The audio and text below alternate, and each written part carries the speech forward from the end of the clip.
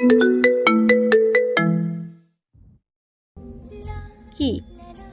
আমার জামা কাপড় আর টাওয়ালটা দেন তো। কেন? তার প্রশ্ন শুনে কানিজ বিরক্ত নিয়ে মনে মনে ভাবে।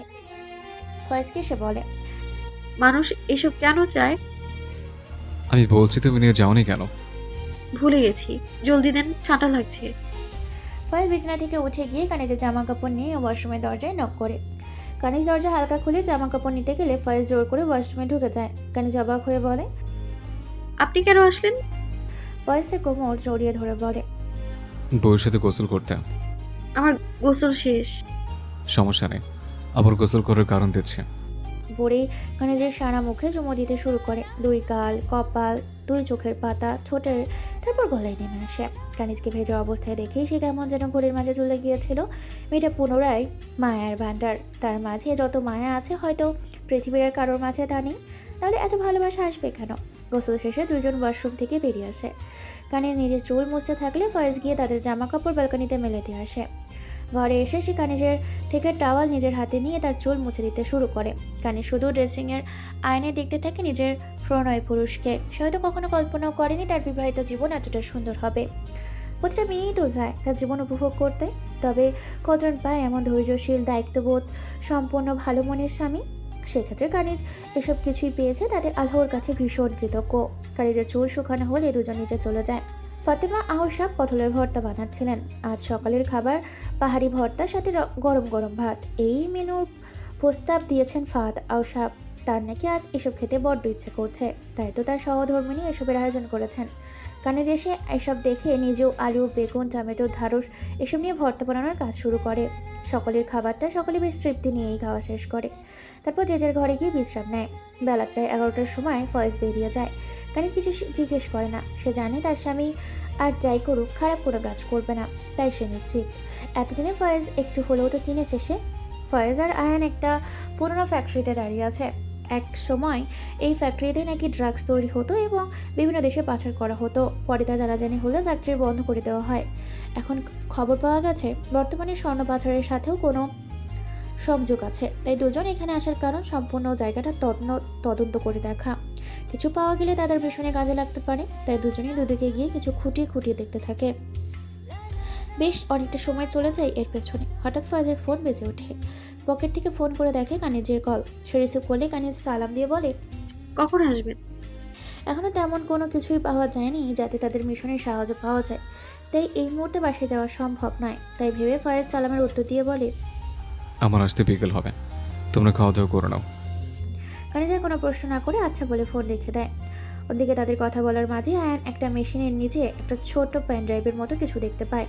ভালো মতো দেখলে বোঝা যায় এটা আসলে একটা পেন ড্রাইভ। সে তুলে নেয়। ফ্যাক্টরিটা গত 3 বছর ধরে বন্ধ, আর পেন ড্রাইভের ওপর অনেক ধুলাবালি আস্তরণ জমে আছে। দেখে বোঝা যায় এটা অনেকদিন আগেই কেউ এখানে রেখে গেছে বা ফেলে গেছে। আয়ান তা নিয়ে ফয়েজের কাছে নিয়ে তাকে দেখায়। পেন ড্রাইভটা ফয়েজের পরিচিত মনে হয়, তবে এই মুহূর্তে মনে পড়ছে না এটা সে কোথায় দেখেছে। তাই সে নিয়ে ভাবনা ভুলে গিয়ে নিজের পকেটে একটা প্লাস্টিক নিয়ে মুড়িয়ে রেখে দেয়। বাসায় ফেরার সময় ফরেন্সিক টিমের কাছে দিয়ে যাবে। দুজন আরও কিছুটা সময় খোঁজাখুঁজি করার পরও আরও কোনো কিছু পায় না। সম্পূর্ণ জায়গা ঠিকঠাক খোঁজা হয়ে গেলে তারা সেখান থেকে বেরিয়ে যায়। দুজনেই বাইকে উঠে তাদের টিমের আস্তানায় চলে আসে। সেখানে এসে পেন ড্রাইভটা ফরেন্সিক টিমের কাছে দিয়ে দেখায়। তারা জানে পেন ড্রাইভটা ক্লিন করে জানাবে। আর পেন ড্রাইভটা দেখে প্রায় 2.5-3 বছরের পুরনো মনে হচ্ছে। মানে ধুলোবলির আস্তরণ এতটাই ভালো মতো জমেছে তার উপর। আরও টুকটাক সে বিষয়ে কথা বলে দুজন বেরিয়ে আসে আস্তানা থেকে। আয়ান আর ফয়েজ একটা রেস্তোরাঁতে বসে আছে। দুজনেই বাসায় বলে এসেছে বিকেলে বাড়ি ফিরবে, তাই তাদের আলাদা কোনো চিন্তা নেই। এখন তাদের একমাত্র চিন্তা দ্য গোল্ড ফিশ। চট্টগ্রামের কিছু অফিসারদের সাথে তাদের কথা হয়েছে। তাদের কাজ আপাতত সকল তথ্য ফয়েজের কাছে সরবরাহ করা। সেখান থেকে জানা গেছে এই স্বর্ণ পাচারকারীরা বর্তমানে বাংলাদেশে অবস্থান করছেন, আর ভীষণ বড় মাপের একজন পাচারকারী সে। নাহলে এতগুলো ফ্যাক্টরি বন্ধ করার পরও কীভাবে আবার স্বর্ণ পাচার শুরু করতে পারে সে?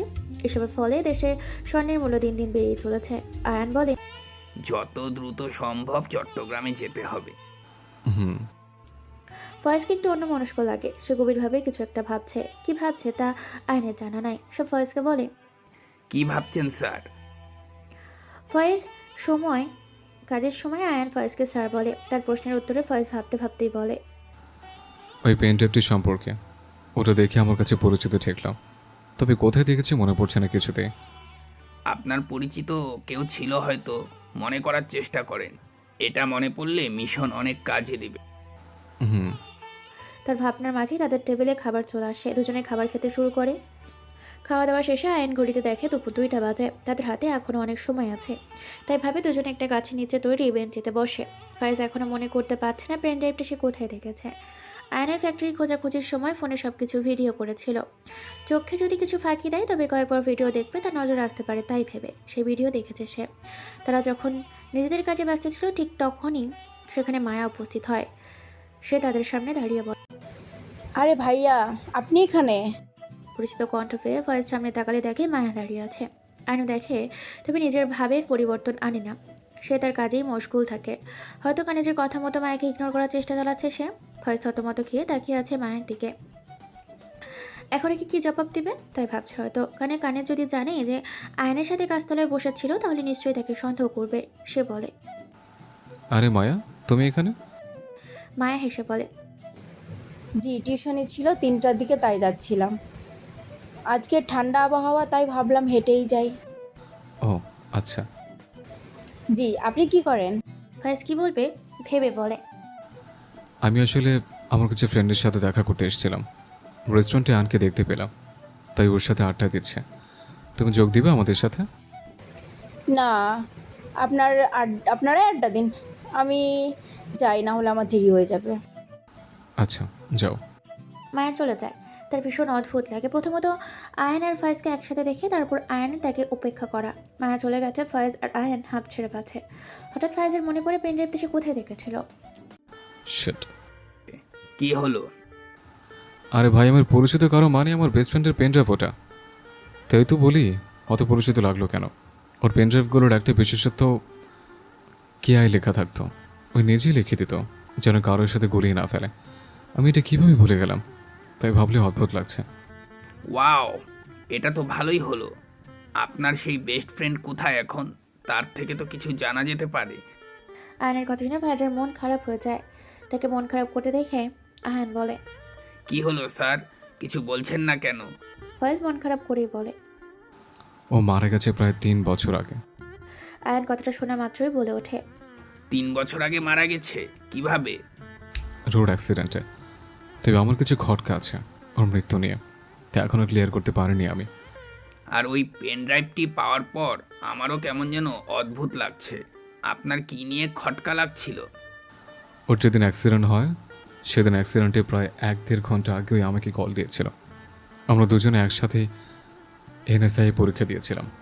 তবে এক টিমের প্রথম কেসটা পাইনি, আমি আর ওই আলাদা কেস পেয়েছিলাম। ও যে কেস পেয়েছিল তা গোপন ছিল বিধে আমাকে বলতে পারেনি, আজ পর্যন্ত জানতে পারিনি। কিন্তু এখন আমার কেমন যেন অদ্ভুত লাগছে। আমার মনে হয় ওর মৃত্যুর সাথে এই পেনড্রাইভটির কোনো কানেকশন আছে। আমারও তাই মনে হয়। না হলে যতদিন আগে আপনার ফ্রেন্ডের অ্যাক্সিডেন্ট হয়েছিল ততদিন আগে কেনা হবে পেন ড্রাইভ। আচ্ছা, অ্যাক্সিডেন্টটা কোথায় হয়েছিল? যে ফ্যাক্টরি গিয়েছিলাম ওখান থেকে প্রায় 15 মিনিটের রাস্তা। স্যার, বলো। এইবার আমি শিওর আপনার ফ্রেন্ডের মৃত্যুর সাথে ওই ফ্যাক্টরির পেন ড্রাইভ আর ড্রাগ পাচারের কোনো কানেকশন নিশ্চিত আছে। আমিও শিওর হলাম। তবে কি জানো, ওর কল না ধরতে পারার অপরাধবোধ আজও আমাদের মাঝে কাজ করে। ভীষণ খারাপ লাগে। আমি ওকে আমার ভাইয়ের মতো দেখতাম। সে এখন ওর লাশ আমার কাঁধে তুলে রেখেছে। কথাগুলো বলতে বলতে ফয়েজের চোখ থেকে গাল বেয়ে কয়েকটা পানি গড়িয়ে পড়ে। আয়ন বুঝে তার অবস্থা, তাই বলে, কাল আরেকবার আস্তানায় চলেন। আগের ওই ফ্যাক্টরির রিলেটেড যে কেসটা ছিল তার ফাইলগুলো খুঁজে চেক করতে হবে। হ্যাঁ, সাবধানে বাসায় যাও। আপনিও সাবধানে যাবেন। আল্লাহ হাফেজ। আল্লাহ হাফেজ। দুজনে যে যার বাসায় চলে যায়। ঘরে এসে কানিজের জন্য আনা আপেলগুলো টেবিলের উপর রাখে। পিছনের দিকে তাকাতেই কানিজকে ঘুমন্ত অবস্থায় দেখতে পায়। মেয়েটা ঠান্ডায় একটা মোটা কাঁথা কাঁধে দিয়ে গুটি ছুটি বিড়াল ছানার মতো ঘুমিয়ে আছে। তাকে ওইভাবে ঘুমাতে দেখে ফয়েজ হেসে ওঠে। ওয়াশরুমে গিয়ে ফ্রেশ হয়ে এসে নিজেও কানিজের কাঁথার নিচে ঢুকে পড়ে। ঠান্ডা হাতে কানিজকে জড়িয়ে ধরে। হঠাৎ ঠান্ডা হাতে ছোঁয়া পেয়ে কানিজ কেঁপে ওঠে। বিরক্তি নিয়ে হাত সরিয়ে দিতে চাইলে ফয়েজ তার হাতের বাঁধন আরো দৃঢ় করে। কিছু সময় কানিজ নড়াচড়া করে আবার ফয়েজের বুকে গুটিসুটি মেরে গভীর ঘুমে তলিয়ে যায়। ফয়েজ নিজেও তাকে জড়িয়ে ধরে ঘুমের রাজে পাড়ি জমায়।